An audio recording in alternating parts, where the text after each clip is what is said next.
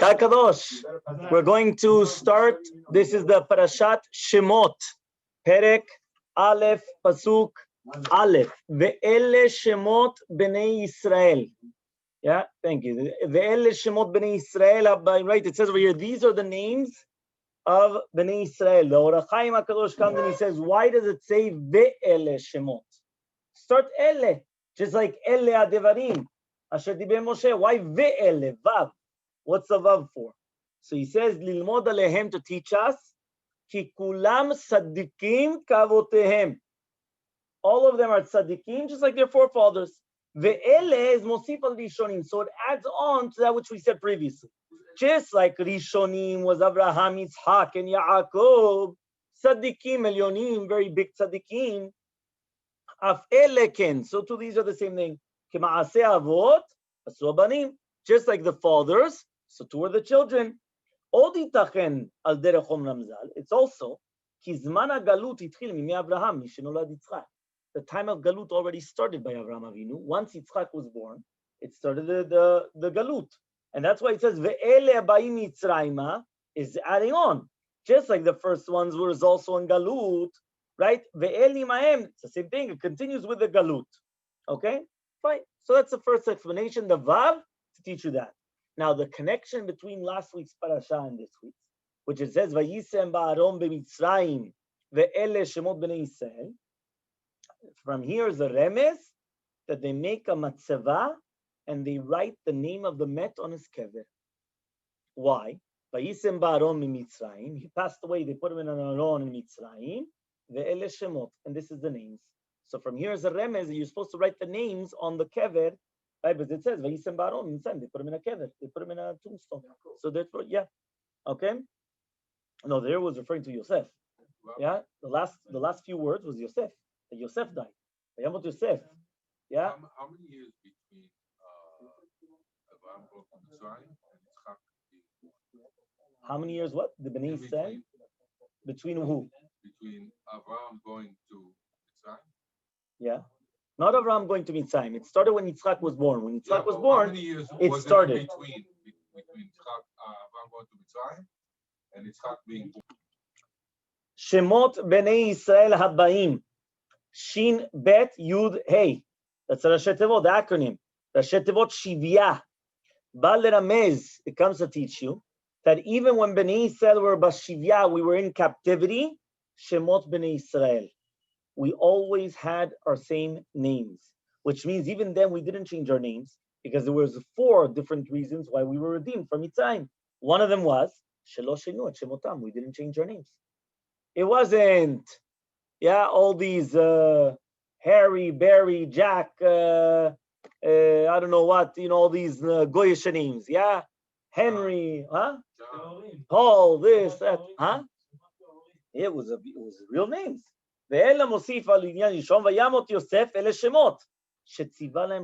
He commanded them, never change your names. Your names are your names. And he told them, says the Balaturim, he commanded them. He said, for me, they changed my name to Tzafna Paneach, but you guys don't make the same mistake. Don't do the same thing. He was called that by the king. There's a big difference. But you guys don't do the same thing, which means don't change your names. You keep your Jewish names. And there's a lot of people until today, that they have the Jewish names no matter what. No matter what. No, means that they don't go by the non-Jewish name. Some people, their Jewish name is Moshe, and they go by Philip, by Morris, by you understand? And I'm not talking about a translation, because the translation is the same thing. Yosef and Joseph is the same thing. Okay, so I'm cool. What? I'm okay. Jonathan and Jonathan is the same thing. David, David, it's the same name. You're not changing your name. It's the same biblical name. It's just how do you pronounce it? You understand? Ashkenazim will pronounce it David. Sfaradim will say David. Or no, Hasidim is Duvid. Duvid. You understand? You're getting borderline there. Technically, but Jacob is Yaakov. It's just the English name for it. But they didn't change your name. It's not that the guy's name is Yosef Bear or I don't know what, and he's calling himself John Paul. You understand? Or I have to actually be fair for a minute. But, Yeah. but Pasuk Bet Gimel and Dalet just says Reuven, Shimon, Levi, Yehuda, Yisachar, Zebulun, Binyamin, v'chule, v'chule, v'chule, v'chule. Did you realize the order? The order is out of order. Yeah, did you realize the order? Reuven, Shimon, Levi, Yehuda, Yisachar, Zebulun, Binyamin, Dan, v'Naftali, Gad, Asher, Vayhi, Kol Nefesh, Yotzei Yerech Yaakov, Shimon, Yosef, V'Yosef. What's going on? Reuven, Shimon, right? Levi, Yehuda. Yeah, but then all of a sudden it comes and it says, yeah, I don't have the pasuk in front of me. Reuven, Shimon, Levi, Yehuda, Yisachar, Zebulun, Binyamin.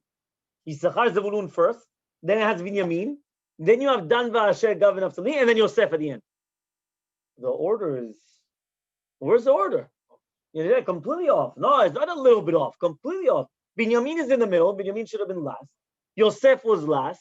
You're right. Dan, after. What's going on here? Who asked the question? Rabbeinu Bachai. Rabbeinu Bachai comes and he asks the question. And he says, "Dayar Raui sheyaskil leBinyamin acharon lechol echad." Should have mentioned Binyamin at the end. He was katan shebekulan. So why did it send it? And why did it mention in number 7? So here he says something very interesting, which a lot of you, including myself, won't understand. So he says, "Mipnei she'olam hashafel nechlak leshiva klimim." There's 7 type of climates, if you want to call them. Va'aklim hashvi'i hu Eretz Yisrael. The 7th one is Eretz Yisrael. Shu emtza yishuv, which is in the middle of the world. And it's like exactly in the middle between other lands. Why? Because it's in the middle of all the world. If you think about it, if you spread out the world, what's smack in the middle? Israel. Yeah, think about it. You have to the left, you have to the right. Okay, it's round, but I'm saying, but if you would put it like this, what's smack in the middle? Israel. So he says, and therefore it's written Binyamin, which is the 7th, to remind ourselves of the Bet HaMikdash, which is in the 7th Shabaklim HaShvi, which is in the Chelek of Binyamin. I remember the Bet HaMikdash was partly in the Chelek of Yehuda and partly in the Chelek of Binyamin. Now, even though the Chachmei HaMachkar come and they went and they said 1 second, but it doesn't make sense. Eretz Yisrael is in the 4th one. He says, yeah, it's the 4th one because everything goes in where you start, which means it's smack in the middle. You have 3 to the right and 3 to the left. So no matter which place where you start, it's always going to be the 4th, right? Because it's in the middle. So that's why, says exactly like Shabbat. That Shabbat is in the middle of the week. So he says, but it's a 7th day. How do you do that?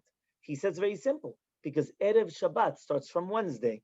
And when you're going to do Wednesday, Thursday, Friday, that's before Shabbat. Sunday, Monday, Tuesday is after Shabbat. And therefore the Shabbat is the 7th day, but it's in the middle. The same thing with the Bet HaMikdash. So that's one answer, beautiful answer. If you remember, this now makes sense, everything. We're connecting now the halakha that we were learning in the mornings, right, to that. Look how beautiful it is. Until when can you do it? Until Tuesday. Yeah, why? Sunday, Monday, Tuesday, still shayach to the previous week. Havdalah, when can you do it? Sunday, Monday, Tuesday. Tuesday, right? When are you allowed to travel? You're not allowed to start traveling from Wednesday onwards. Wednesday, I cannot come and start going in a boat or start doing all these things. Why? Because lichot Shabbat. But if I leave on Sunday, Monday, Tuesday is always shayach to the previous Shabbat. The Wednesday, Thursday, Friday is always on the next Shabbat, which means that Shabbat, even though it's the 7th day, it's the middle of the week. It's the center of the week, the center of the attention.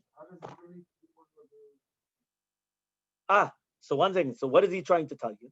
So he's trying to tell you that Binyamin, he was mentioned number 7 because he's like Eretz Yisrael, which is the 7th, which is like the center of everything. And that's why Binyamin was not placed last.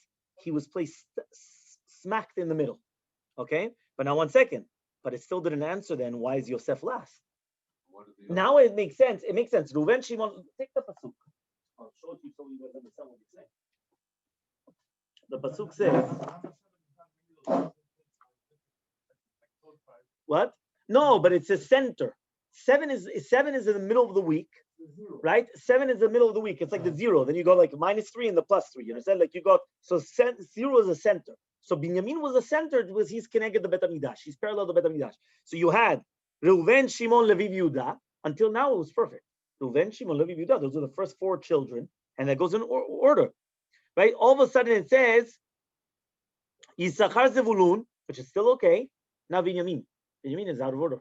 Binyamin should be the last one. Yeah. Now it says, Dam Naftali Gav Asher. Yeah, usually we say Gav Asher Dam Naftali, which is inverse, but okay, fine. But even there, let's say, you could flip it around, whatever it is. And then the last one is always Yosef and Binyamin. Yosef is the last one. So there's something wrong. You understand? Meaning that there's something which is not making sense here. So we just answered why Binyamin is smack in the middle because of number 7.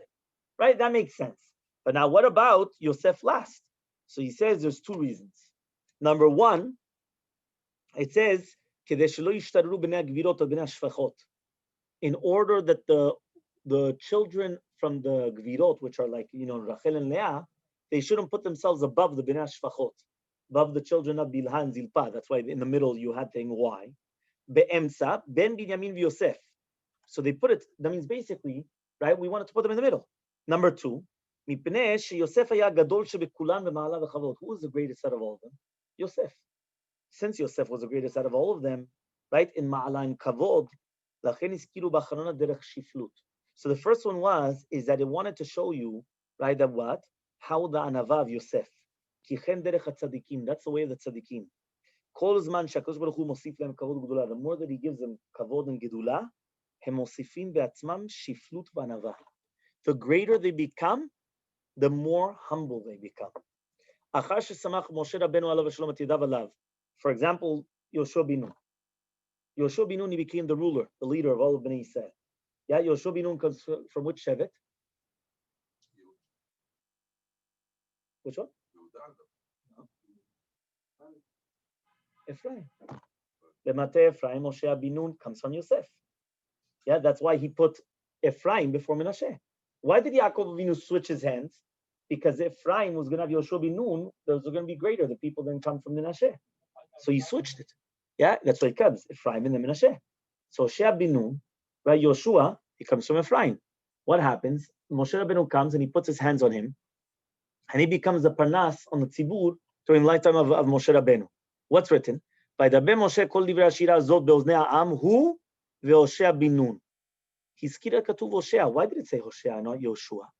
ללמדך שלא יתגאה בסיבת מעלתו, אלא השפיל את עצמו. Even though now he became the new leader of Bnei Israel, Moshe Rabbeinu at the end of his life, he's already singing the Shira. All of a sudden, what does it say? Again, Hoshea bin Nun. It doesn't say Yehoshua bin Nun again. Hoshea. Why Hoshea bin Nun? To show you that he was the same Hoshea, he became even less. He minimized himself. Meaning sometimes when people get greatness, what do? Their nose is a little bit in the air. Yeah, sometimes it's difficult for them to walk through the door. It bangs, it hits their nose. Yeah, he goes through that all the time. Somebody once asked me an incredible question. They went and they said, yeah, do you know that the Gemara says, yeah, that, the Bnei Israel, right, that why is it sometimes people, they come and they can't get a good shidduch? Yeah, they can't get a good shidduch. Yeah? Huh? They're too proud. Yeah? I know from experience. Chas v'shalom. Yeah, so he comes and he says, what does that mean they're too proud? What does that mean? Listen carefully. They went and said very, very simple. The zivug of a ben adam, he's domet to what? He's domet to Kriyat Yam Suf. It's compared to the Kriyat Yam Suf. How did Kriyat Yam Suf happen? You know what happened by Kriyat Yam Suf? They had to jump in, and then when the water came up to their, whether it's the nose, the neck, whatever it is, and they couldn't breathe anymore, what happened? They went, and then boom, it split. If a person walks into the Kriyat Yam Suf and his nose is up there in the air, the water doesn't get there, so it doesn't split.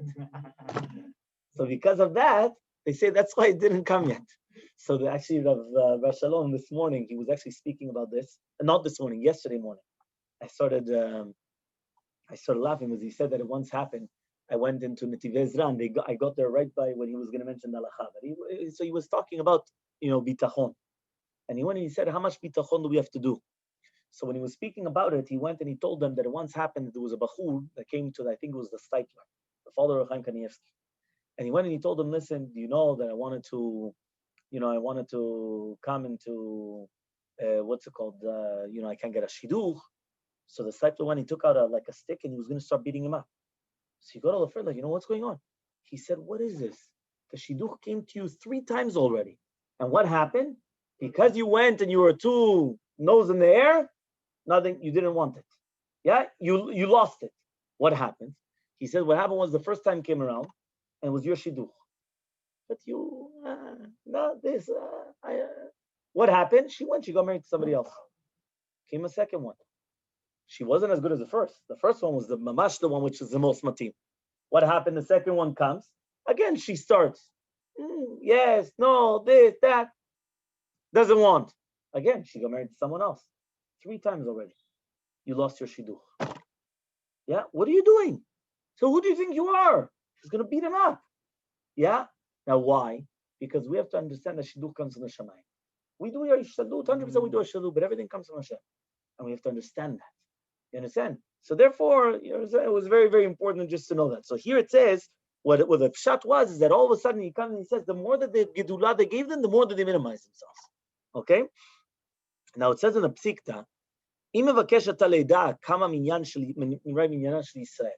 how much was the numbers? How many Jews were there? When we talk about Jews in the desert and all that, how many were there? 600,000. Yeah, 600,000. 600,000 men. Yeah. 600,000 men. We're talking about the men. Yeah, so 600,000. How do you get that number? Says the psikta, and this is again brought down in Rabbeinu Bachai. He comes and he says, take the numbers from the Rashet Tevot of all the tribes. Says why? Yeah, take the numbers. Reuven. What does Reuven start with? Resh. What is the numerical value of Resh? 200. Very good. Shimon. Shin. 300. How much is that? 500. Oh, if the first two you already have 500,000, you're in trouble. Yeah? Very good. Then it comes and it says Naphtali, Nun, is 50. Yehuda, Yosef, Issachar, all the 3 with 10s, 30. So 580. Zayin of Zevulun, 587. Gimel of Gad, 590. Beta Binyamin, 592. Aleph of Asher, 593. Daled of Dan, 597. Right? So you have 597,000. But now you're missing 3,000. And you already finished everybody. So he said, what were those 3,000? The 3,000 that they fell in the Egel. And Levi wasn't part of them because they weren't part of the counting of the 600,000. Egel, the Egel Azav. How many Jews died in Egel Azav? 3,000 Jews. So that's why it's only 597. That means if you want to know how many numbers, you just take Resh, Shin, or you could have done it in order. It's just much more difficult to do it. Right? Levi is not part of the count. Remember that. The Levim were never part of the count. Whenever we counted the Jews, the Levim were not part of it. We counted Levim, but not part of the Jews, not part of their count. It was a different count. If you take over there, it's a completely different count. It wasn't the same. Yeah, you didn't count them within the count. It wasn't the same count. The Levim were 22,000 something, whatever it was, and then you took them for the Bechors, and there was a substitute, but it wasn't part of the count. It was a 600,000, and then it was that. That's why you have the context of the what? Next pasuk comes and it says, "Vayhi kol nefesh yotzei shivim nafesh v'Yosef haya b'Mitzrayim." So what does it mean v'Yosef haya b'Mitzrayim?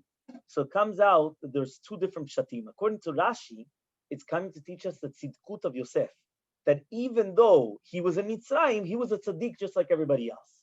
However, though, according to the other Rishonim, it's coming to teach you that there were 70 people with Yosef. Meaning when it says that there were 70 people and Yosef was in Egypt, what does it come to teach you? Yosef was in Egypt. So according to Rashi, it's coming to teach you that although, right, albeit, notwithstanding that Yosef was in Egypt, right, he was still a tzaddik just like all the other ones. According to the other Rishonim, nothing to do with that tzaddik or not tzaddik. That when we just said that there were 70 people that came down to Mitzrayim, Yosef was part of the count of 70, even though he was already in Mitzrayim. That's what it says, Yosef haya b'Mitzrayim. Okay, then what does it say? Vayamot Yosef v'chol echav v'chol adorohu. Yosef dies and all that generation. Yeah, listen carefully. Yeah, very carefully. Listen here. And it says like this. Yosef died before his brothers. How many reasons do we have, right? Why did he die before his brothers? I'm going to teach you tonight 5 different reasons. Yeah, you're going to count them on your hand.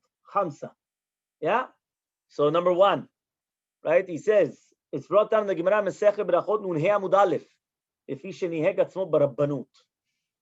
you're in a position of power, yeah, takes away the years.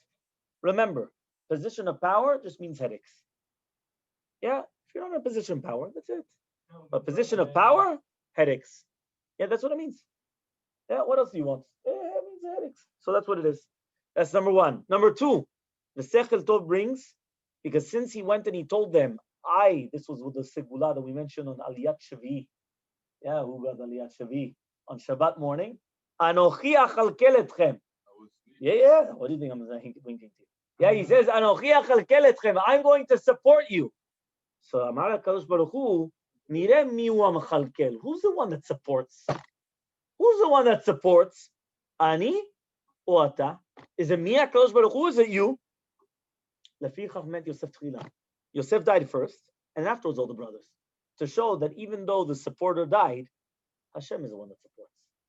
Purposely, HaKadosh Baruch Hu did it. To show them, I'm the supporter, not Yosef. Answer number two. Okay? Yeah, he said it to the brothers. Yeah, he went and he told them. Number three. Yeah, it's Bereshit Rabbah. Rebbe Sover, lama met Yosef kol mechav? Shechanat et aviv. The end of last week's Parasha, what did he do? Chanat et aviv is embalmed. Embalmed, no? E-M-B-A-L-M. Yeah, embalmed his father. Chanita, the chanita. He put him in the, the spices and the oil and the this and the chanita. Lachanot, like a mummy. Lachanot et aviv. Because he did that, ma? No, with a noon. He's trying to test me. Was there any law against that for Jews? You never paid attention? Nuntet. Yeah. He says like this. He says like this. He says, "Vaychal Yaakov v'chulu v'chulu v'chule, vayipol Yosef, vayitzav Yosef lachanot et aviv, vayachantu harofeim et Yisrael, vayimlu lo 40 yom, 40 days, כי כן ימלו ימי החנותים, ויבכו אותו מצם 70 יום." Yeah, and then, so imagine what a long time. 40 days was just a bomb, and then afterwards was a continuation. But listen, that was answer number 4. Answer number 3. Number 4, Pirkei de Reb Eliezer Perek Lametet. Mipnei she'ashvatim amru, the Shvatim came and they said in front of Yosef 10 times, Avdecha Avinu, your servant, our father, and he kept quiet, so therefore he should have lived for 120 years. So he took off 10 years. Why? Because the schar of Kibud Avayim is long life. If you're not doing Kibud Avayim, they cut short the life. So it was only 5 times, right? In Parashat 4 and Parashat Vayigash, once in Miketz. No, there was a translator. And because the translator was 10 times, so every single time he lost 1 year of his life. So that we already mentioned this, if you remember, a few weeks ago, or whatever it was. 5th answer, the Sechel Tov brings down the Rabotenu Darshu. Why is it that Yosef died before the brothers? So that way that they shouldn't say that the brothers are going to say that if the brothers died first, HaKadosh Baruch Hu went and he made that I have to bury them because they went and they sold me. So because of that, it was kilu that it shouldn't be like a punishment. Because they're going to say it's a punishment. Look, he's burying all his brothers to show that, look, now technically speaking, what type of punishment? He was the youngest one. He was the second youngest. But think about it. Yosef was the second youngest. The youngest one was Binyamin. Right? But there was the second youngest. So why wouldn't he die last? No, but he died first. The first one out of all the brothers. Yeah, to show the what? There was no punishments here. So that's why he died first. But the Me'am Loez brings down the name of the Zohar HaKadosh. And Vayishlach, Yosef היה צריך לחיות 147 שנים. Really, Yosef was going to live 147, just like what? Like Yaakov and his father. But 37 years he gave as a present to David HaMelech. Yeah, he gave 37 years to David HaMelech. Yeah, why? Because between Yaakov and Yosef, yeah, how many years do you have? So very good. So one opinion is Adam Rishon. Another opinion is it could be Yaakov and Yosef. Why? Because Yaakov was supposed to live, 180. How much did he live? 147 minus 33. 33 and 37. How much is that? 70. So between Yaakov and Yosef, that's what was given to thing. Other people say it was also between Abraham, because Abraham also gave 5 years. But then there's a whole thing then, then how does it work? Yeah, so there's a lot of what to be mepalpel. There's a lot of what to, go back, forth. But that's another beautiful explanation, no? Sameam Loez, in the name of the Zohar HaKadosh, that he gave 37 years of his life, he gave it to David HaMelech. And there's a lot of things which are together, if you remember, between Yosef and David, right? A lot of things which are also in common. Yeah, Mashiach ben David, Mashiach ben Yosef. There's a lot of things about, the So entire what was concept of supposed the to happen? kings. What was supposed to 40 happen? years. He was kings 40 years. He was the king 40 years. Yes, also, they both, Yosef and David, they both passed away on Mincha of Shabbat and Moshe. Right? That's what we say, 3 tzidkatechas. So what was supposed to happen to David that he got 37 years? Because David was supposed to be a stillborn. He was supposed to die in But he lived till the age of 70. Exactly. So where did he get those 70 years from? So one opinion says from Adam and Rishon. Another opinion, right? Yosef gave him 37 years, and then whatever there was.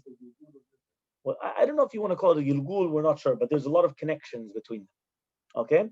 Another one we'll just do quickly is Vayamot Yosef v'cholechav. Yosef died at 110 years old. There's nobody that had such a short life like Yosef, and there's nobody that had such a long life like Levi. So as long as Levi was alive, right? So it says that they were not subjugated to Mitzrayim, as it says Vayamot Yosef v'cholechav, and then once Levi, right, died, the Mitzrayim started subjugating him. From here we see that if one of the brothers die, idagu kol achim.